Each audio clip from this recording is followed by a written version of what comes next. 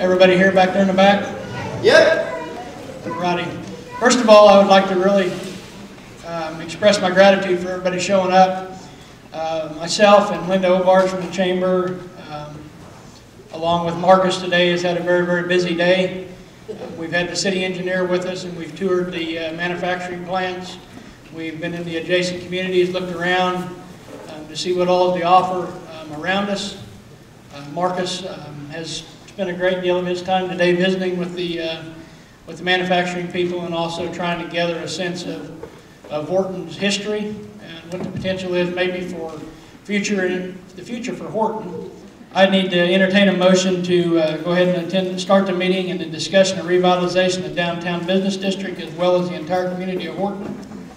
I'll make that motion, Mr. Mayor. Motion on the table by Commissioner Edwards. Second by Commissioner Forkenbrock. All in favor? Aye. Motion carried.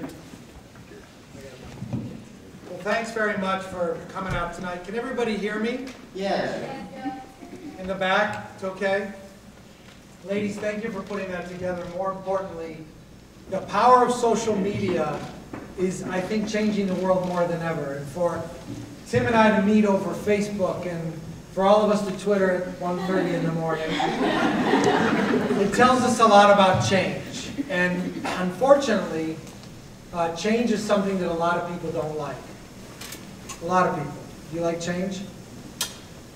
Anybody here like change? Anybody here scared of change? You can't put your hand down for both. So the reality of it is that nobody likes change. I don't like change because it's the fear of the unknown. And the problem that I think all of us have is as we travel the country and I see hundreds of thousands of cities throughout the year, some are okay with change and some are not. And I guess the question is the town of Horton, the city of Horton, okay with change? Because change is happening right now in this town. But unfortunately, it doesn't look like it's the right kind of change. It really doesn't. I'll be honest. In order for something to change, it isn't someone like me coming to town and spending an afternoon, or even coming back 25 more times and spending 25 days. One person can't make that difference. So what you guys have to decide before we even move forward tonight is the town willing to be different? Is the town willing to recognize that they're in a very, very bad place right now? So I'm going to tell you a very personal story. I grew up in Miami, Florida, sunshine, South Beach, everybody's happy, except me. And I decided that I wanted to go as far away as I could. So I said to my mom, I want to go to Milwaukee, Wisconsin for college. Okay. When do you want to go see the school? Let's go in January. So we leave Miami at 75 degrees. We get to Milwaukee, it's not 75 degrees. And she looks at me and she says, what are you doing? What is this about? And I said, here's my theory.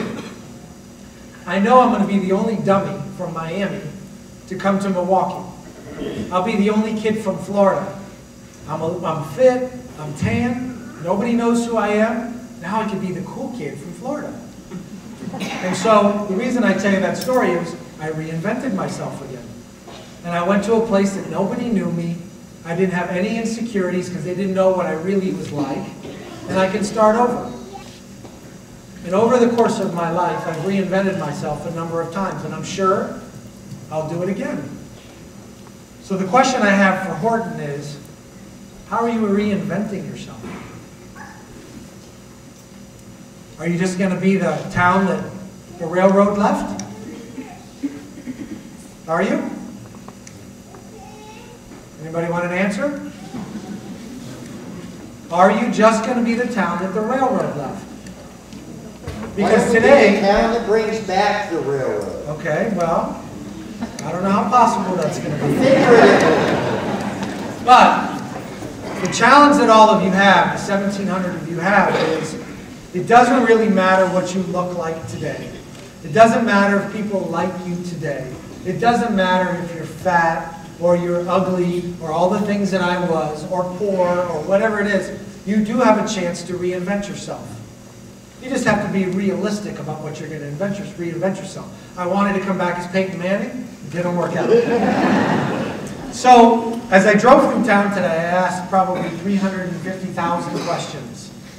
And my questions are always trying to understand how we got here. Not necessarily where we're going, but how did we get to where we are today? And you drive up and down Main Street, and I asked a number of questions, and here were some of the questions that I asked. What is the #1 asset that the city of Horton has? What's the #1 asset? The lake. The lake? Okay, well, I'll tell you the answer. I'll give you a hint. The #1 asset that the city of Horton has is its people. That's #1. What's #2?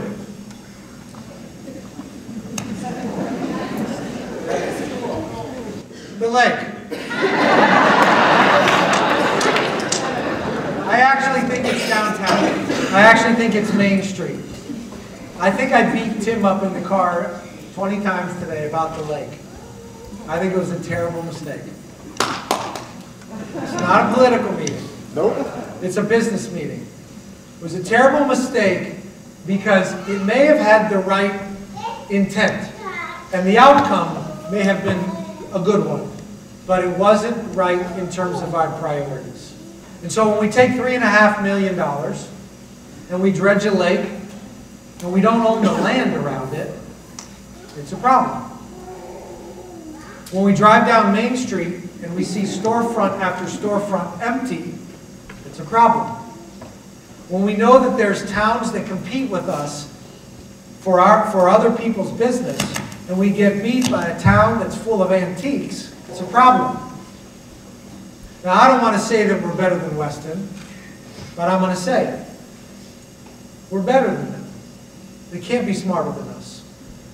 They can't have 1,000 people going through their neighborhood on a weekend to buy, you guys call them antiques, I call it used junk. Well, people drive for it. They love it. They love it. I love it. I look for stuff all the time, stuff that can decorate a store or decorate my house. But they came up with something different. And there are towns across the country that knew they had to reinvent themselves. So what's the answer? Because if we're going to go forward and we're going to try to reinvent ourselves and avoid the pain and suffering that goes along with not feeling good about yourself, you got to not only do it for yourself, but for the kids and for the grandkids, for the history of the town. And look, it's easy to get excited tonight, leave here like this is some big pep rally. But there's a lot of work ahead. And there's got to be a plan. If people aren't committed to it, then I can't be committed to it. I think it'd be really cool to be able to tell people that we literally brought a town back to life on the verge of death. So this movement that you guys are going to hopefully make with my help and with their help and with outsiders' help is, can we change the way people think about dying small towns in this country?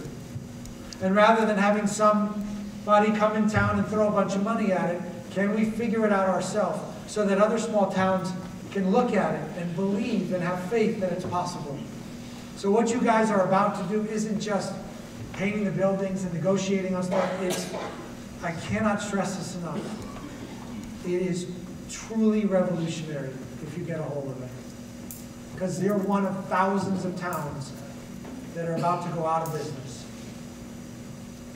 I truly believe in it. I wouldn't have come here and spent the day. I truly believe in it.